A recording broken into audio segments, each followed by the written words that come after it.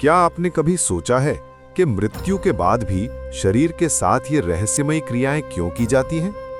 क्यों मृतक का सिर दक्षिण दिशा की ओर रखा जाता है और क्यों चिता पर सिर फोड़ा जाता है?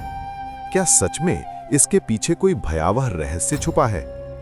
मृत्यु सिर्फ अंत नहीं है, ये एक परिवर्तन है, एक ऐसी यात्रा जहां शरीर यहीं रह जाता है और आत्मा आगे बढ़ जाती है। शास्त्र कहते हैं, न जायते म्रियते वा कदाचित। आत्मा न जन्म लेती है न मरती है, लेकिन शरीर एक कलेवर बन जाता है जिसमें ऊर्जा का प्रवाह लगभग समाप्त हो जाता है।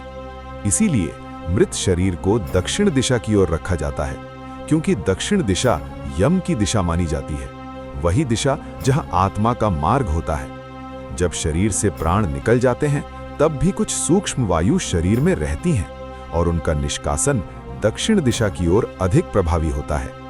इस प्रक्रिया में शरीर धीरे धीरे उन अदृश्य तरंगों से मुक्त होता है जो वातावरण में अशांति फैला सकती हैं। और फिर आता है सबसे रहस्यमयी क्षण, कपाल क्रिया, जब जलती चिता पर सिर को तोड़ा जाता है।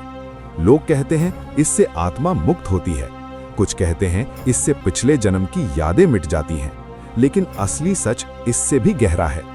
कहा जाता है कि दुष्ट तांत्रिक कपाल का उपयोग करके आत्माओं को बांध लेते थे, उन्हें प्रेत बना देते थे अपने स्वार्थ के लिए। इसीलिए अघोरियों ने एक नियम बनाया कि हर शव की कपाल क्रिया हो, ताकि कोई भी उस आत्मा का दुरुपयोग न कर सके।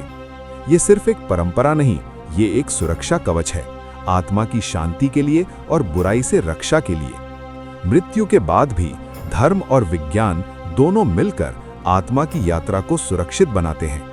इसीलिए अगली बार जब आप ये दृश्य देखें तो समझिए ये सिर्फ एक क्रिया नहीं, बल्कि आत्मा की मुक्ति का मार्ग है। अगर आप ऐसे ही रहस्यमयी और आध्यात्मिक सत्य जानना चाहते हैं तो अभी लाइक करें, सब्सक्राइब करें और कमेंट में लिखें ओम नमः शिवाय।